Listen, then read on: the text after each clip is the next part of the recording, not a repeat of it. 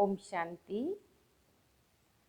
9/8/2022 महावाक्य बाबा कहते मिठे बच्चे मिठा बाबा आसीछंती तुम मानकु एही पिता दुनियारू उद्धार करी मिठा करिबा पाई सेथिपाई बहुत बहुत मिठा हुआ। बाबा आज मिठे बच्चे कहले जे मिठा बाबा आसीछंती तुम मानकु एही पिता दुनिया रु उद्धार करी मिठा करिबा पाई सेथिपाई बहुत बहुत मिठा हुआ। बाबा प्रश्न पचारिछंती एबे तुम पिला मानकर एही पुरुणा दुनिया प्रति घृणा भाव काहींकी आसुछि? एबे तुम पिला मानकर एही पुरुणा दुनिया प्रति घृणा भाव काहींकी आसुछि? उत्तर बाबा कहिले काहींकी ना एही दुनिया कुंभीपाक नरक होई जाइछि। एठारे समस्ते पिता अटंती पतित को ही पिता बोली कहा जाउछि। समस्ते विषय बैतरणी नदी रे उबुटुबु हेउछंती सेथिपाई तुमर एही दुनिया प्रति घृणा भाव आसुछि। बाबाजी दूसरी प्रश्न पचारिछंती तुम मानकर गोटिए ही प्रश्न रे दुईटी भूल रहिछि ताहा केउ प्रश्न एवं केउ भूल अटे? मनुष्य मानकर गोटिए ही प्रश्न रे दुईटी भूल रहिछि ताहा केउ प्रश्न एवं केउ भूल अटे? उत्तरे आबा कहिले मनुष्य कहुछंती जे मो मन को शांति किपरि मिलिब।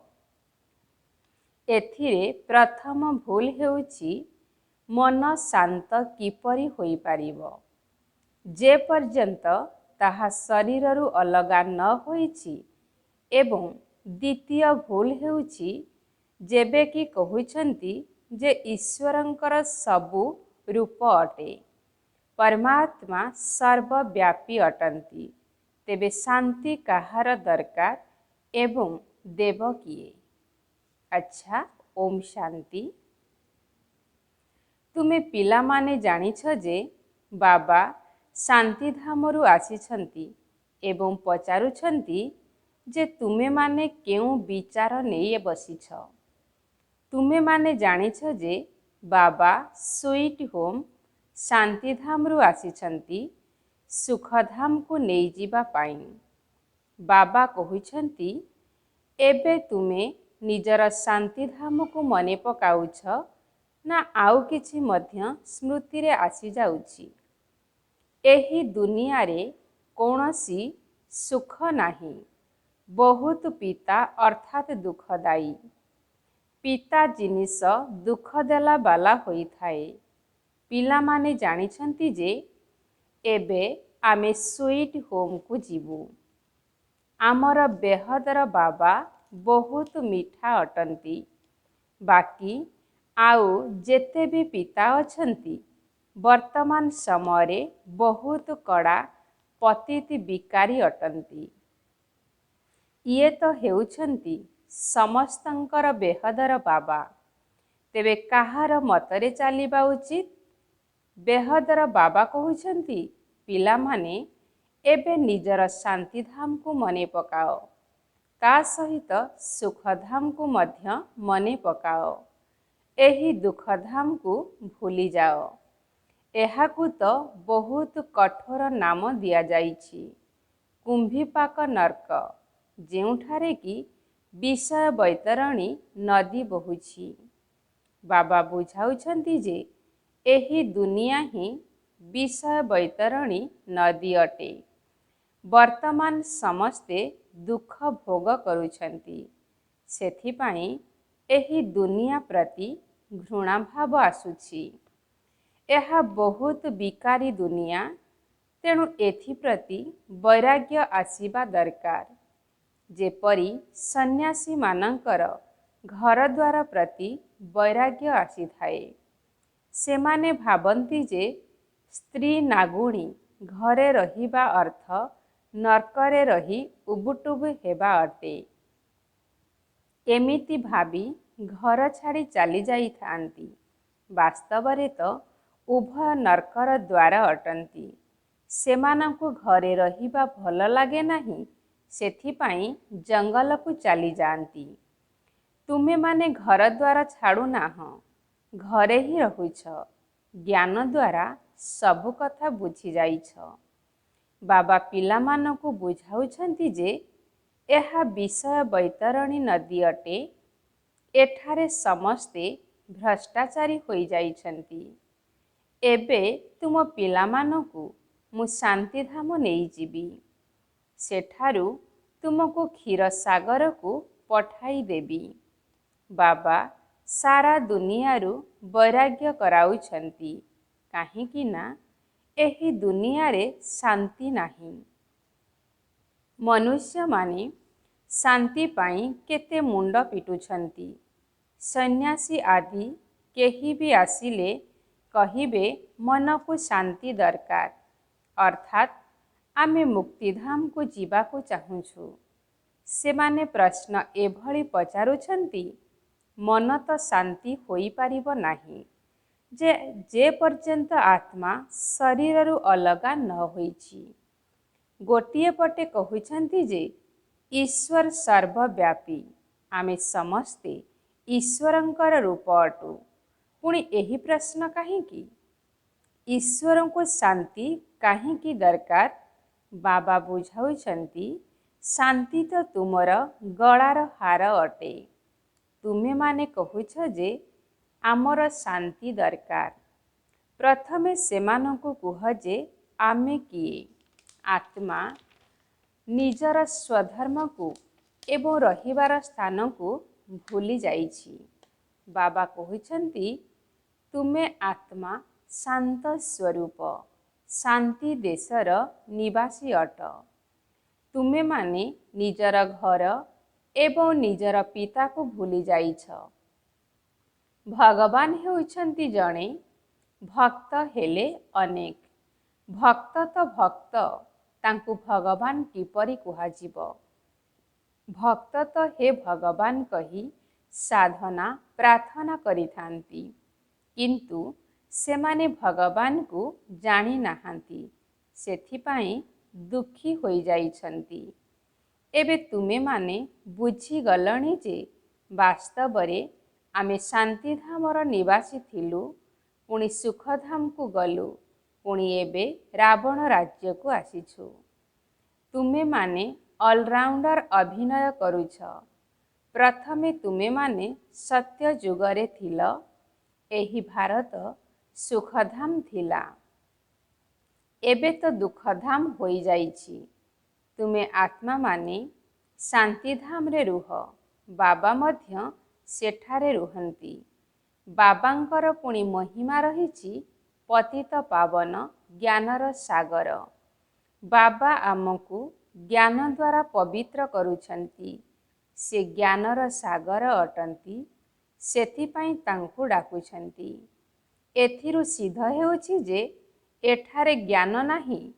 ଯେତେବେଳେ ଜ୍ଞାନ ସାଗର ଆସିବେ, ତାଙ୍କଠାରୁ ଜ୍ଞାନ ନଦୀ ବାହାରିବେ, ତେବେ ଯାଇ ଜ୍ଞାନ ସ୍ନାନ କରିବେ ନା। ଜ୍ଞାନର ସାଗର ତ ଏକମାତ୍ର ପରମପିତା ପରମାତ୍ମାକୁ ହିଁ କୁହାଯାଉଛି। ସିଏ ଯେତେବେଳେ ଆସି ଆମକୁ ପୋଷ୍ୟ କରିବେ, ତେବେ ଆମକୁ ଜ୍ଞାନ ମିଳିବ ଏବଂ ସଦ୍ଗତି ହେବ। ଯେବେଠାରୁ ରାବଣ ରାଜ୍ୟ ଆରମ୍ଭ ହେଲା, ସେବେଠାରୁ ଭକ୍ତି ଆରମ୍ଭ ହେଲା, ଅର୍ଥାତ୍ ପୂଜାରୀ ହେଲେ। ଏବେ ପୁଣି ତୁମେ ପୂଜ୍ୟ ହେଉଛ। ପବିତ୍ରକୁ ପୂଜ୍ୟ ଏବଂ ପତିତକୁ ପୂଜାରୀ କୁହାଯାଇଥାଏ। ସନ୍ନ୍ୟାସୀମାନଙ୍କୁ ଫୁଲ ଦେଇ ତାଙ୍କୁ ମୁଣ୍ଡିଆ ମାରିଥାନ୍ତି। ଜାଣିଛନ୍ତି ଯେ ସେମାନେ ପବିତ୍ର, ଆମେ ପତିତ। ବାବା କହୁଛନ୍ତି, ଏହି ଦୁନିଆରେ ପବିତ୍ର କେହି ହୋଇପାରିବେ ନାହିଁ। ଏହା ତ ବିଷୟ ବୈତରଣୀ ନଦୀ ଅଟେ। ବିଷ୍ଣୁପୁରୀକୁ କ୍ଷୀରସାଗର କୁହାଯାଏ, ଯେଉଁଠାରେ ତୁମେ ରାଜ୍ୟ କରିବ। ବାବା କହୁଛନ୍ତି, ପିଲାମାନେ, ତୁମେ ମାନେ ନିଜକୁ ଆତ୍ମା ନିଶ୍ଚୟ କର ଏବଂ ଶାନ୍ତିଧାମକୁ ମନେ ପକାଅ। କର୍ମ ତ କରିବାକୁ ପଡ଼ିଥାଏ। ପୁରୁଷମାନଙ୍କୁ କର୍ମଧନ୍ଦା, ମାତାମାନଙ୍କୁ ଘର ସମ୍ଭାଳିବାକୁ ପଡ଼ିଥାଏ। ତୁମେ ଏକଥା ଭୁଲି ଯାଉଛ। ସେଥିପାଇଁ ଅମୃତ ବେଳାରେ ସମୟ ବହୁତ ଭଲ। ସେହି ସମୟରେ ମନେ ପକାଅ। ଅମୃତ ବେଳାର ସମୟ ବହୁତ ଭଲ ଅଟେ, ଯେତେବେଳେ ଉଭୟ ଫ୍ରି ରହିଥାନ୍ତି। ଏମିତି ତ ସନ୍ଧ୍ୟାରେ ମଧ୍ୟ ସମୟ ମିଳିଥାଏ, କିନ୍ତୁ ସେ ସମୟରେ କେହି ହାଲିଆ ହୋଇଥାନ୍ତି। ଆଚ୍ଛା, ଠିକ୍ ଅଛି, ଆରାମ କର। ତେବେ ସକାଳୁ ଉଠି ମନେ ପକାଅ, ବାବା ଆସିଛନ୍ତି ଆମ ଆତ୍ମାମାନଙ୍କୁ ନେଇଯିବା ପାଇଁ। ଏବେ 84 ଜନ୍ମର ପାଠ ପୂରା ହେଉଛି। ଏହିଭଳି ଖ୍ୟାଲ କରିବା ଦରକାର। ତୁମର ସବୁଠାରୁ ଭଲ ରୋଜଗାର କରିବାର ସମୟ ହେଉଛି ଅମୃତ ବେଳା। ବର୍ତ୍ତମାନ ସମୟର ରୋଜଗାର ହିଁ ସତ୍ୟ ଯୁଗରେ କାମରେ ଆସିଥାଏ।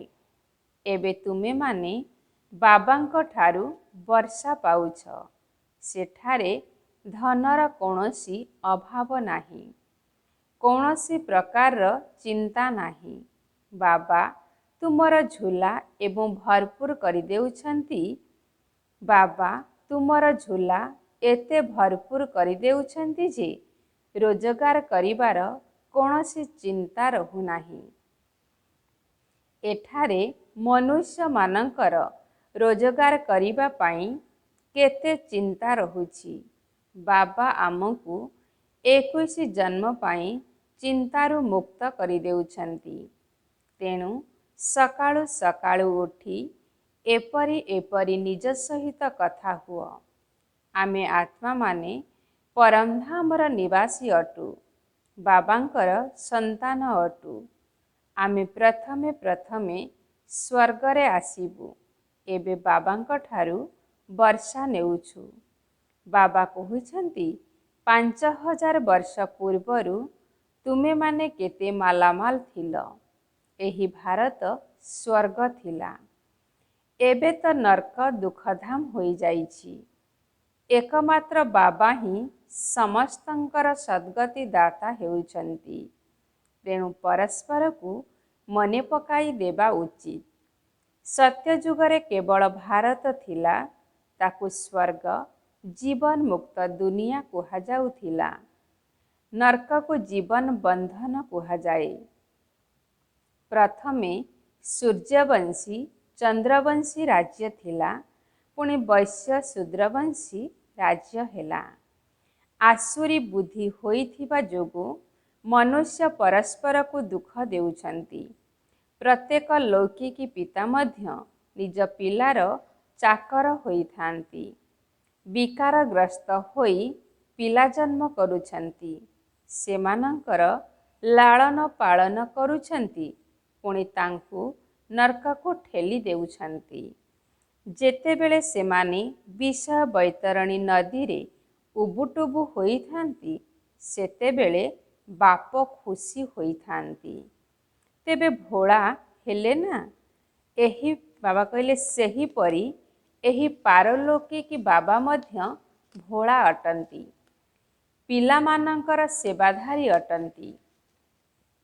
ଲୌକିକୀ ପିତା ପିଲାଙ୍କୁ ନରକକୁ ଠେଲି ଦେଉଛନ୍ତି, କିନ୍ତୁ ଏହି ପାରଲୌକିକୀ ପିତା ଶାନ୍ତିଧାମ ସ୍ୱର୍ଗକୁ ନେଇ ଯାଉଛନ୍ତି।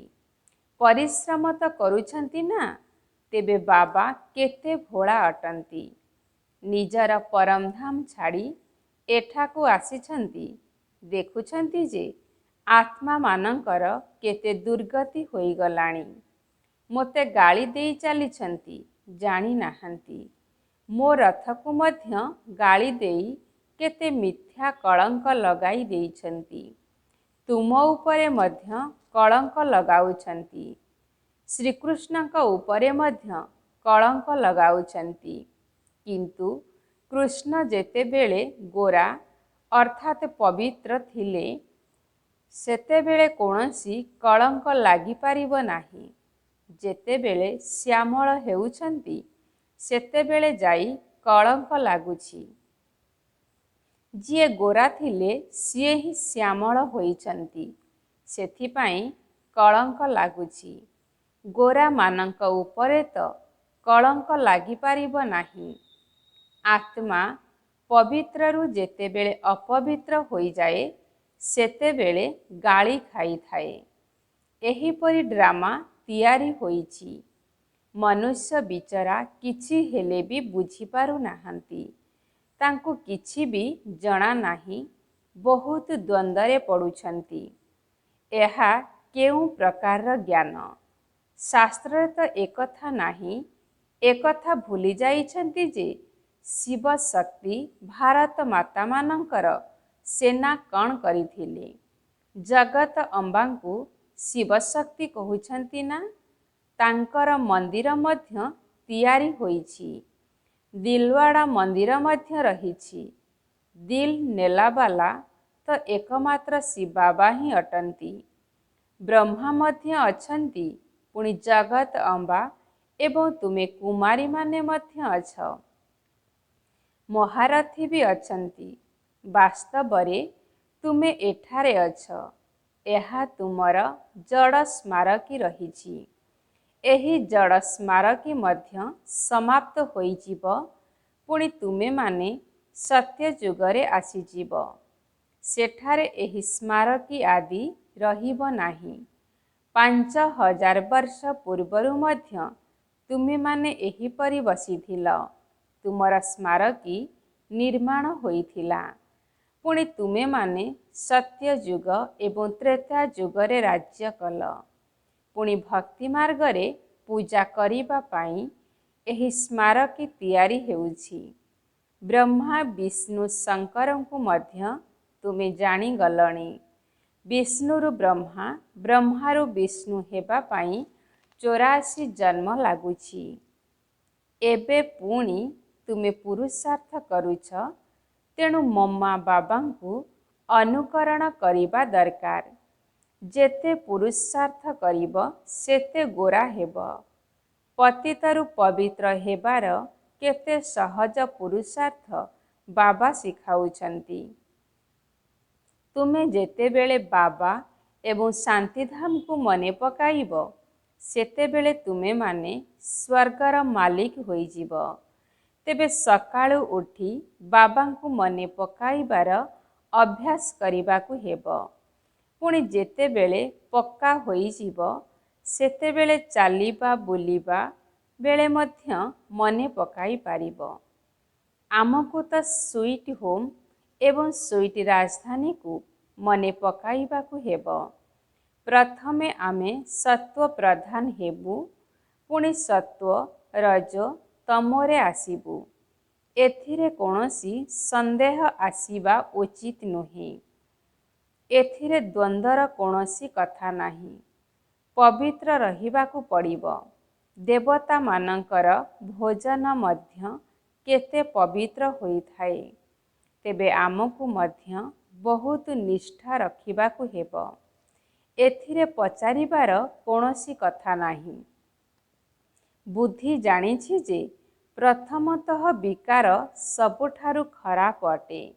ଦ୍ୱିତୀୟରେ ମଦ ମାଂସ ଖାଅ ନାହିଁ। ବାକି ରସୁଣ ପିଆଜ ଆଦି ଏବଂ ପତିତ ହାତରୁ ଖାଇବାରେ ବିଘ୍ନ ପଡ଼ିଥାଏ। ବାବା ବୁଝାଉଛନ୍ତି ଯେ ବ୍ରାହ୍ମଣମାନଙ୍କ ବ୍ୟତୀତ ପବିତ୍ର ଭୋଜନ ତ କେଉଁଠାରୁ ମିଳିବ ନାହିଁ। ତେଣୁ ବାବାଙ୍କର ସ୍ମୃତିରେ ରହିବାକୁ ପଡ଼ିବ। ଯେତେ ତୁମେ ସ୍ମୃତିରେ ରହିବ ସେତେ ପବିତ୍ର ହୋଇଯିବ। ତେଣୁ ବୁଦ୍ଧି ଦ୍ୱାରା ବୁଝିବାକୁ ହୋଇଥାଏ ଯେ ଆମେ ନିଜକୁ କେଉଁ ଉପାୟ ଦ୍ୱାରା ବଞ୍ଚାଇ ପାରିବୁ। ତେଣୁ ବୁଦ୍ଧି ଦ୍ୱାରା କାମ କରିବାକୁ ହେବ। ଗୃହସ୍ଥ ବ୍ୟବହାରରେ ମଧ୍ୟ ରହିବାକୁ ହେବ। ସେଥିପାଇଁ ଲୌକିକ ସମ୍ବନ୍ଧୀମାନଙ୍କ ସହିତ ମଧ୍ୟ ସମ୍ପର୍କ ରଖିବାକୁ ହେବ। ସେମାନଙ୍କର ମଧ୍ୟ କଲ୍ୟାଣ କରିବାକୁ ହେବ। ସେମାନଙ୍କୁ ମଧ୍ୟ ଏହି କଥା ଶୁଣାଇବାକୁ ପଡ଼ିବ। ବାବା କହୁଛନ୍ତି ପବିତ୍ର ହୁଅ, ନଚେତ୍ ବହୁତ ଦଣ୍ଡ ଭୋଗ କରିବ ଏବଂ ପଦ ମଧ୍ୟ ଭ୍ରଷ୍ଟ ହୋଇଯିବ। ଯେଉଁମାନେ ସମ୍ମାନର ସହିତ ଉତ୍ତୀର୍ଣ୍ଣ ହେଉଛନ୍ତି ସେହିମାନଙ୍କର ହିଁ ମାଳା ତିଆରି ହୋଇଛି। ବର୍ତ୍ତମାନ ସମସ୍ତଙ୍କର ବିନାଶର ସମୟ। ସମସ୍ତଙ୍କର ପାପର ହିସାବ କିତାବ ଚୁକ୍ତ ହେବ। ବାବା ବୁଝାଉଛନ୍ତି ଯେ ମୋର ସ୍ମୃତି ଦ୍ୱାରା ହିଁ ବିକର୍ମ ବିନାଶ ହେବ। ଏଥିରେ ହିଁ ମେହନତ ରହିଛି। ଜ୍ଞାନ ତ ବହୁତ ସହଜ। ସମସ୍ତ ଡ୍ରାମା ଏବଂ ବୃକ୍ଷର ଜ୍ଞାନ ବୁଦ୍ଧିରେ ଆସିଯାଉଛି। ବାକି ମିଠା ବାବା, ମିଠା ରାଜଧାନୀ ଏବଂ ମିଠା ଘରକୁ ମନେ ପକାଇବାକୁ ହେବ। ଏବେ ନାଟକ ଶେଷ ହେବାକୁ ଯାଉଛି। ଆମକୁ ଘରକୁ ଯିବାକୁ ହେବ। ପୁରୁଣା ଶରୀର ଛାଡ଼ି ସମସ୍ତଙ୍କୁ ଘରକୁ ଯିବାକୁ ହେବ। ଏହି କଥାକୁ ମନେ ରଖିବାକୁ ହେବ। ଏହିପରି ସ୍ମରଣ କରି କରି ଶରୀର ତ୍ୟାଗ କରିଦେବ ଏବଂ ତୁମେ ଆତ୍ମାମାନେ ଘରକୁ ଚାଲିଯିବ। ଏହା ବହୁତ ସହଜ। ଏବେ ତୁମେମାନେ ସମ୍ମୁଖରେ ଶୁଣୁଛ, ଅନ୍ୟ ପିଲାମାନେ ଟେପ୍ ଦ୍ୱାରା ଶୁଣିବେ। ଦିନେ ଟେଲିଭିଜନରେ ମଧ୍ୟ ଏହି ଜ୍ଞାନ ଶୁଣିବ ବା ଦେଖିବ ନିଶ୍ଚିନ୍ତ। ସବୁକିଛି ହେବ। ଯେଉଁମାନେ ପଛରେ ଆସୁଛନ୍ତି ସେମାନଙ୍କ ପାଇଁ ତ ଆହୁରି ସହଜ ହୋଇଯିବ। ସାହସ ପିଲାମାନଙ୍କର, ସହଯୋଗ ବାବାଙ୍କର। ଏହାର ମଧ୍ୟ ପ୍ରବନ୍ଧ ହୋଇଯିବ। ବହୁତ ଭଲ ସେବାଧାରୀ ମଧ୍ୟ ରହିବେ। ତେବେ ପିଲାମାନଙ୍କର ଉନ୍ନତି ପାଇଁ ଏହିସବୁ ପ୍ରବନ୍ଧ ମଧ୍ୟ ଭଲ ଭାବରେ ହୋଇଯିବ। ସେମାନେ ମଧ୍ୟ ଯାହାକୁ ଚାହିଁବେ ନେଇପାରିବେ। ତେଣୁ ଏକମାତ୍ର ବାବାଙ୍କୁ ହିଁ ମନେ ପକାଇବାକୁ ହେବ। ମୁସଲମାନେ ମଧ୍ୟ ସକାଳୁ ସକାଳୁ ବୁଲିଥାନ୍ତି ଏବଂ ସମସ୍ତଙ୍କୁ ଉଠାଇଥାନ୍ତି। କହନ୍ତି ଉଠି ଆଲ୍ଲାହଙ୍କୁ ସ୍ମରଣ କର। ଏହା ଶୋଇବାର ସମୟ ନୁହେଁ। ବାସ୍ତବରେ ଏହା ବର୍ତ୍ତମାନ ସମୟର କଥା। ଆଲ୍ଲାହଙ୍କୁ ସ୍ମରଣ କର, କାହିଁକି ନା ତୁମକୁ ସ୍ୱର୍ଗର ରାଜତ୍ୱ ମିଳୁଅଛି। ସ୍ୱର୍ଗକୁ ଫୁଲର ବଗିଚା ମଧ୍ୟ କୁହାଯାଏ। ସେମାନେ ତ କେବଳ ଗାୟନ କରୁଛନ୍ତି। ତୁମେମାନେ ତ ବାସ୍ତବରେ ବାବାଙ୍କୁ ମନେ ପକାଉଛ ଏବଂ ଦେବତା ହେଉଛ। ସକାଳୁ ଉଠିବାର ଅଭ୍ୟାସ ବହୁତ ଭଲ। ସକାଳର ବାୟୁମଣ୍ଡଳ ବହୁତ ଭଲ ହୋଇଥାଏ। 12ଟା ବାଜିବା ପରେ ସକାଳ ଆରମ୍ଭ ହୋଇଥାଏ। 2-3ଟା ସମୟକୁ ପ୍ରଭାତ ସମୟ କୁହାଯାଏ। ତେଣୁ ସକାଳୁ ଉଠି ସୁଖଧାମ ଏବଂ ଶାନ୍ତିଧାମକୁ ମନେ ପକାଇବା ଦରକାର। ଆଚ୍ଛା, ମିଠା ମିଠା ଶିଖିଲେ ଅଧେ ସନ୍ତାନମାନଙ୍କ ପ୍ରତି मात पिता बाप दादांकर याद प्यार और गुड मॉर्निंग। रूहानी बाप की रूहानी बच्चों को नमस्ते। हम रूहानी बच्चों की रूहानी बाप दादा को याद प्यार और गुड मॉर्निंग, नमस्ते नमस्ते नमस्ते। धारणा पाई मुख्य 7 पॉइंट नंबर 1, जोगयुक्त होई रहिबाकु हेब एवं पवित्र शुद्ध भोजन खाइबाकु हेब। अशुद्ध मानक ठारू बहुत बहुत दूरेई रहिबाकु हेब। मम्मा बाबांकु अनुकरण करी पवित्र हेबार पुरुषार्थ करिबाकु हेब। बाबा कहिले जोगयुक्त होई रहिबाकु हेब एवं पवित्र शुद्ध भोजन खाइबाकु हेब। अशुद्ध मानक ठारू बहुत बहुत दूरेई रहिबाकु हेब। मम्मा बाबांकु अनुकरण करी पवित्र हेबार पुरुषार्थ करिबाकु हेब। नंबर 2, सकाळु सकाळु उठी मिठा बाबांकु एवं मिठा राजधानी को मने पकाइबाकु हेब।